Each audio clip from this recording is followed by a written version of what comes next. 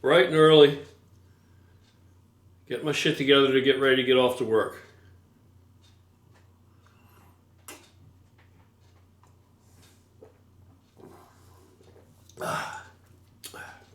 Anyway, so what happened to Flex Wheeler's leg? Man had to have one of his legs amputated below the knee. And that's a terrible thing, and Flex Wheeler is an icon, a legend in the sport of bodybuilding, one of the greatest physiques, arguably, many people would say the greatest physique to ever step on a competitive stage. There's just no denying the guy, incredible physique, incredible what he built and created. So, is this related? Is this the loss of his leg, or what inevitably led to the loss of his leg? Was this brought on, or is this a result of his bodybuilding career as ever he undertook it, and whatever he had to do, or whatever he felt he had to do, or he did to create that physique? You know, there are going to be people that are going to say, and I understand, they're going to say that it's wrong. It's wrong for people just to, throw random guesses out there or jump to assumptions but this is a guy that's had some very serious health problems. So is the bodybuilding aspect of his life in a vacuum separate from the rest of his life and didn't play any part in any of these things? Or is there some kind of correlation? Would an intelligent person be able to say, yeah, there's probably some kind of correlation there? I would say there is. And I could be wrong. But the older I get in life, the more convinced I become that there really are no coincidences.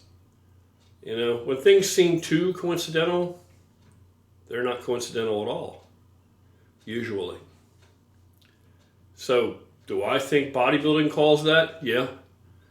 Some aspect of it, his version of bodybuilding, what he had to do. I'm not knocking him. I'm not knocking the man at all. The only reason that I'm even bringing any of this up is it's a warning. It should serve as a warning, as if there haven't been enough warnings out there.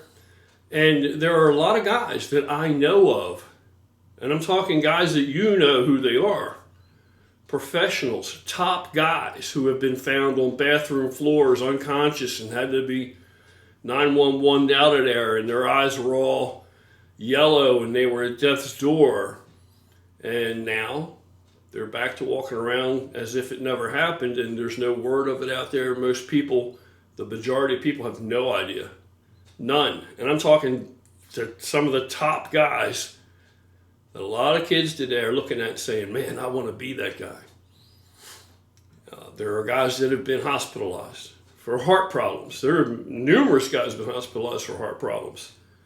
That information isn't disseminated out there. These people don't come out and tell you this usually.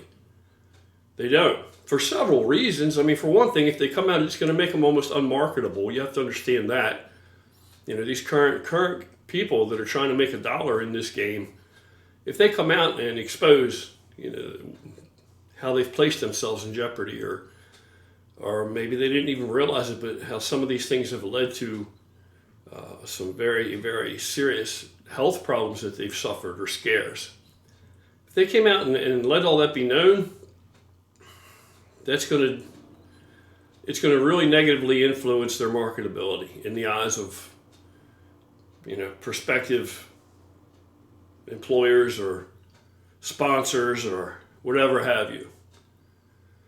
But the problem is that there's a whole other side to the coin, and that a lot of young impressionable people, I'm sorry, I know it's cliche to say this, that they're not considering that aspect of it when they're looking at a lot of these guys saying, man, I wish I was that guy. I want to be that guy. Well, do you want everything that goes along with it? First off, if you can be that guy, if. You still got to understand that Whatever guy you're looking at, odds are his genetics are incredible for it in every regard. He can withstand, or has been able to withstand thus far, if he's still walking around and he's still alive, whatever he's had to do to get to that point, to bring his body to that point, to subject himself to the rigors and some of the exposures to things he's had to go through. So, and then for him to even be able to develop that much muscle, and I'm not talking about flex, I'm talking about any of these guys, that have had these health-related or potentially health-related scares. Some of these guys know they're directly related. Some of these guys who you don't know anything about these incidents, some of these guys know it's directly related. And I think there's something wrong with, I'm sorry, but I think there's something wrong with anybody that's out there potentially looking at these guys in admiration and wants to be these guys and sets themselves hell-bent on becoming, one of these guys, joining that league, that elite crowd. The big problem is that you don't know necessarily everything you're in for, and that if you don't have those kind of genetics in many regards, not just in your physical appearance, odds are that you're not going to get there. You're not going to get to that point. So what are you willing to sacrifice just to come up short? I think it's important to look at both sides of the coin. Is it really worth the risk? And, to be the man today, is it worth later on in life not being able to grow old gracefully, not being able to enjoy a quality of life you otherwise would have probably enjoyed if not but for some of the things that you've done to yourself? Right? Is it worth all that? Even people in the strength sports. Jason Blaha, he'll beat on bodybuilding all day long, but then he completely ignores the reality, or he's not hip to it, or he really is not in the know of the condition that leaves a lot of people in, most people in, most of these guys. I have trained with guys that it used to be the regular thing. At my old gym, there used to be the regular thing that you would see 800-pound, 900-pound squats. Some of these guys were 1,000-plus pound squatters on the books, on the records at the time. You would see 700 and 800-pound benches regularly. I knew many people. Well, I only say many in that relatively many, when you consider that most people are never going to achieve it. Quite a few people I have known and do know have acquired a 600-pound raw bench. I mean, a real legit bench. So, I can go down a list of names. And as these guys have gotten older, as I've gotten older and seen some of these guys get older, a lot of these guys are hella busted up. One guy that I used to be super, super close to, we were like two peas in a pod. We were totally like brothers. He has had so many repairs and so much damage inflicted to his body from lifting heavy that, he's pretty busted up now. And whatever condition or whatever quality of life he enjoys now physically, that's not going to, it's going to get worse as he gets older. Same with me. I haven't escaped it. Same with me. And so a lot of us now, we can't stop lifting weights. We can't stop. You understand? I can't let my muscle atrophy but so much, because I have before, but I can't. There's no getting away now if I wanted to, because if I do, then guess what? Everything that comes along with that, I'm going to walk on a cane the rest of my life, or eventually, enough muscle atrophies that can't support this busted up, beaten structure, I'm going to have serious problems, unless I'm going to have like a whole scattering of surgeries. So, there are many aspects to this. There are more people than I can even bring to name right now, because I'm going to leave people out who have gastrointestinal disorders and problems and all kinds of shit like that. And is that from bodybuilding? Is that from, yes. Because if not but for bodybuilding, they would not have eaten the way they have eaten. They would not have treated their body and their organs as if they were built for industrial use, And that's what it amounts to. So I'm not going to stand here and tell you that I'm not going to demonize bodybuilding or any of the strength sports, any of that. All I'm going to say is that you really need to think about where you are along that way and where you're trying to get to and what is it actually worth. What toll are you willing to pay now to enjoy the riches or whatever enrichment you receive now, and then it's going to be collected and taxed. You're going to be taxed for it later. And I know that to a lot of people, this is just going to go right out the window. They're not even going to give it any sincere thought, because nobody ever imagines themselves as living long enough to get old. Nobody can grasp the concept that they're going to get old. They can say, oh yeah, I know I'll get old if I live long enough, but they really don't understand it. Yeah, you're going to get old. They don't understand it. And if you are fortunate enough to live long enough, you will get old and you will become diminished, and your body is going to begin to break down regardless of if you were a bodybuilder, strength athlete, or what you were or what you did. So understand that these things do take a toll, and they're going to make it worse. They will accelerate a lot of these things that old age is going to try and take from you. You could look at me and say, well, for 57, standing next to a line of other men that are 57 years old, you're head and shoulders above those guys. You're in incredible condition. I mean, the doctors have even told me that you're in superb, ridiculous condition. But in a way, what you see.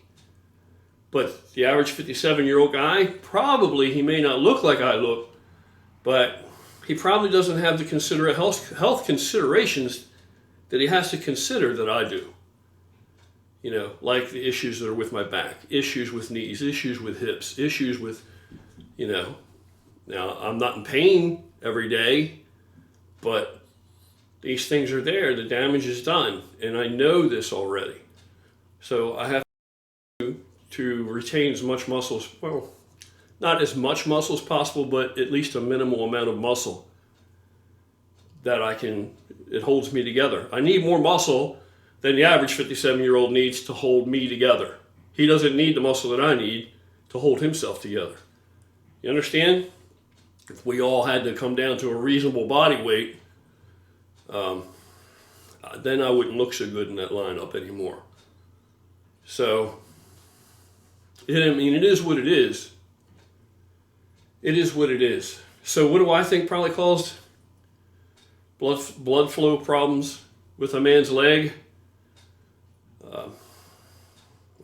Compartment syndrome is always a fear or a risk when you're going to tinker with any extremity. Compartment syndrome is not that difficult to acquire in your calves. And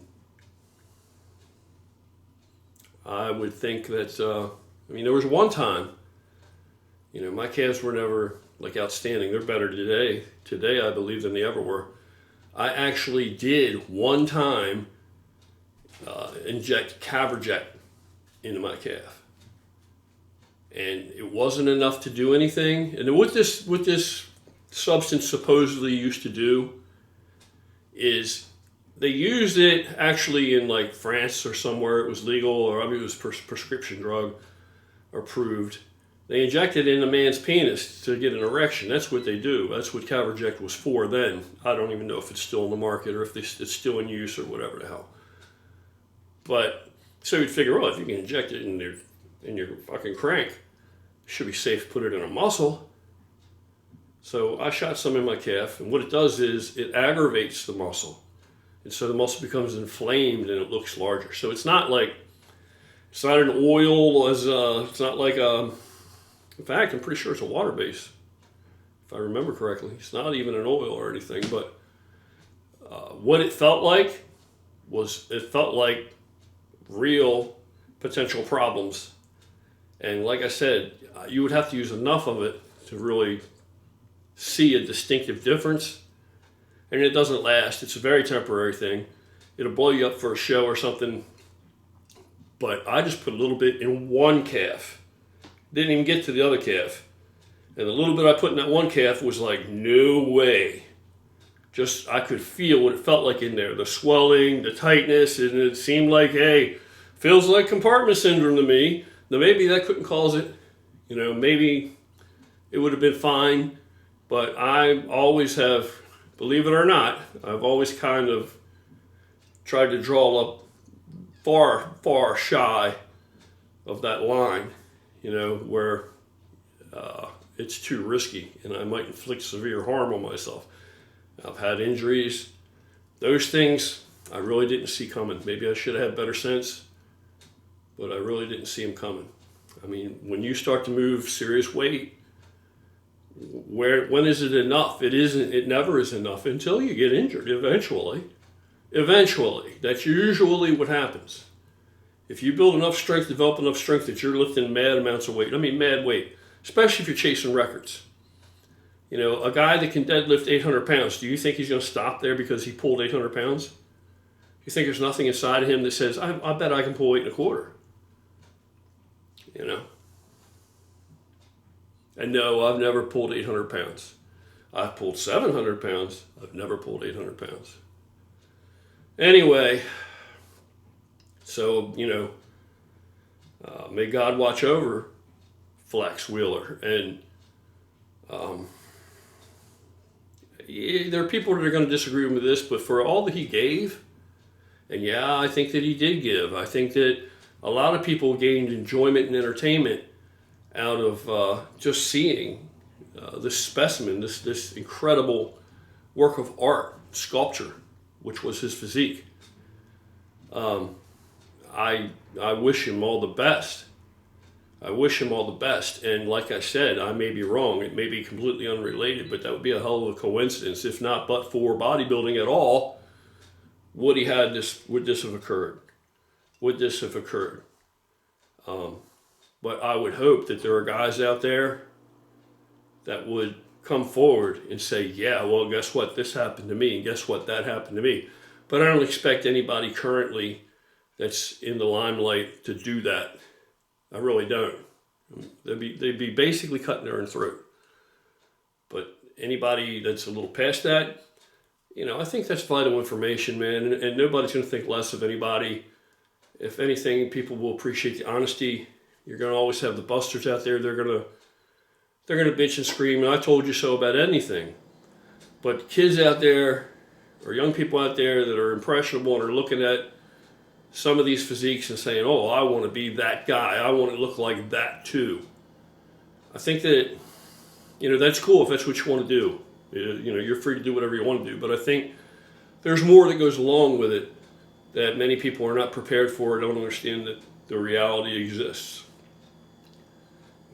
So, am I saying again, just to bring it all back around and shut it down for the morning, am I saying that I think that Flex Wheeler had to experience this amputation because of something he did to himself in bodybuilding? No, I'm not saying that's factually what the case is. Could be completely wrong. What I'm saying is it's probably likely. It's just probably likely. What do you want to string me up and hang me for saying that? It might be totally unrelated, but the older you get, the more you learn that there are no real coincidences. Not so much. All right, that's it.